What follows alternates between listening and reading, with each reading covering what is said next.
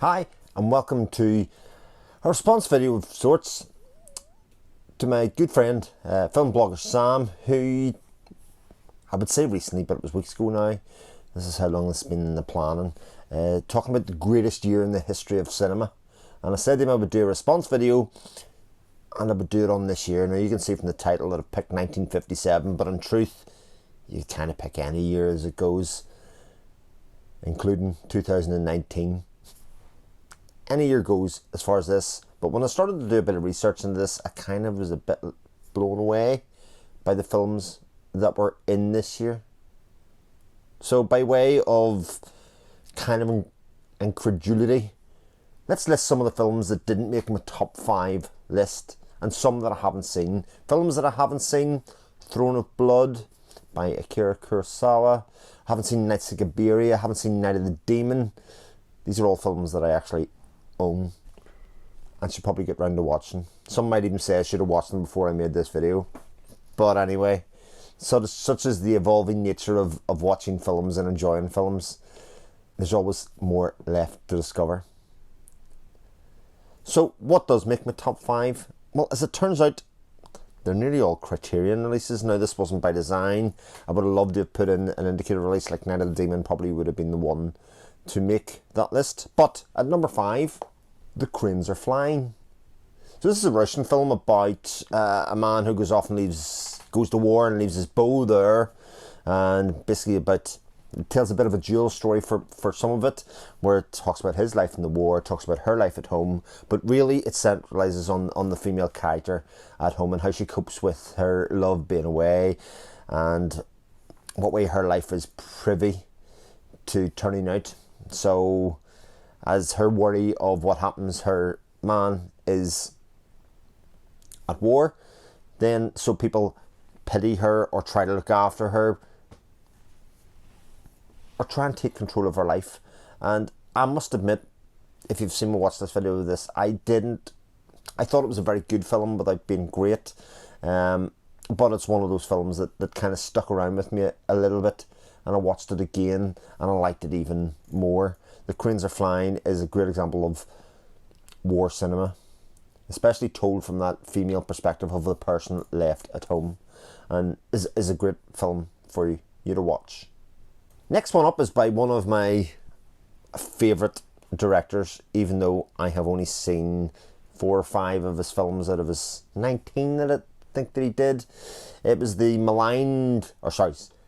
celebrated, then maligned, then celebrated Elia Kazan, and it is the 1957 film, just like everything else, A Face in the Crowd. A Face in the Crowd tells the story of a man who's found in a prison and made into a bit of a star celebrity. His celebrity grows and grows, and he's a celebrity merely because of force of personality. A Face in the Crowd is a pretty good allegory for the rise of celebrity. Even though it was told in 1957, the idea of an influencer or the idea of an Instagrammer or something was born very much, or the story of what would happen with that kind of stuff was born very much in this film. It kind of even goes to talk about the rise of something like populism, say something like Donald Trump becoming president, etc. It encapsulates all how that would happen, and it's incredibly prescient that was made in 1957. One of the things that really stands out from Elia Kazan's films, if you've ever seen any of them, is the fact that like a lot of the actors and actresses that are in the films kind of produce the performance of their lifetime while starring for this director. And Facing the Crowd is absolutely no different in that regard. It is wonderful from start to finish. It's heartbreaking at times. You'll smile, you'll laugh, you'll cringe a little bit, just like all of those things tie into the role of popularity at the time in people's lives. So a great watch. If you haven't seen Facing the Crowd, haven't seen any Elia Kazan movies, I strongly urge you to do so and catch those up. Next one is one I don't have a physical release for, and it's a quintessential British movie, one of those ones that I grew up with, and that subsequently turns out is the only colour release or Technicolor CinemaScope release that I have from this period, and it is Bridge in the River Kwai. and it stars Alec Guinness primarily, but it's one of those all-around casts where they're a group of British prisoners of war caught by the Japanese, and they are asked to build a bridge to help with the Japanese war efforts. And there's protests to this from two sides. They both don't want to do it to help the war effort from Japan, and also the Geneva Convention says, no, no, no, no, no. You should not be made to do manual labour, and so they piss about with it. But in true British spirit, the commander says, no, we're hot British, and we should do a good job, etc. And it tells the story of the kind of what is essentially a war film and could be quite serious, to being something that's a little more, not told so straight all the time. And it has one of the greatest endings I think I can think of in cinema history. It was the top grossing film of that year, certainly in Britain and probably America. Should have checked that out. But it's a wonderful movie, and it's hard for me to see this from the rest of the world's eyes, because this is a very quintessentially British movie that I kind of grew up with. Hence why no physical release, kind of on the TV all the time at a point in my life, and just a brilliant movie, and actually set alongside these other four movies that I have, kind of stands out and looks very different. It is a gorgeous looking film in these days, and my digital copy is a 4K print, for instance. It is just wonderful to look at. Just a brilliant film, but not as brilliant as, in my opinion, Wild Strawberries by Ingmar Bergman. Now, I could lift down my Bergman set from way on high up there, but bit heavy. But Wild Strawberries tells the story of Victor Stroström, can't say that tongue-tied, as he heads to an awards dinner, and he goes through basically the stages of his life, and he starts to reflect on the stages of his life. And it's the kind of movie that if I had seen as a 19-year-old boy, nothing would have resonated there for me.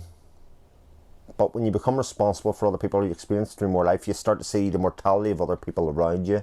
You start to feel sort of your own mortality as, not to be morbid, but your body doesn't respond quite the way that it used to when you were younger or when you have kids. And it's told through a series of vignettes of flashbacks as he travels along to this award ceremony to celebrate his life, and he feels, he has these thoughts to himself, and it's just a beautiful, wonderful film that lots of people should see. Maybe not see it when you're 18, 19. I don't know if it'll resonate for you as much as it will do later in life. But I look forward to watching this film even more as the years go by, and celebrating more as the years go by. It is absolutely and utterly wonderful. But my top film from that year, well, could have been many choices, but it's often seen as the starter film for many Criterion collections, and that is Sidney Lumet's 12 Angry Men. And 12 Angry Men is rightly lauded as one of those films that everybody must see.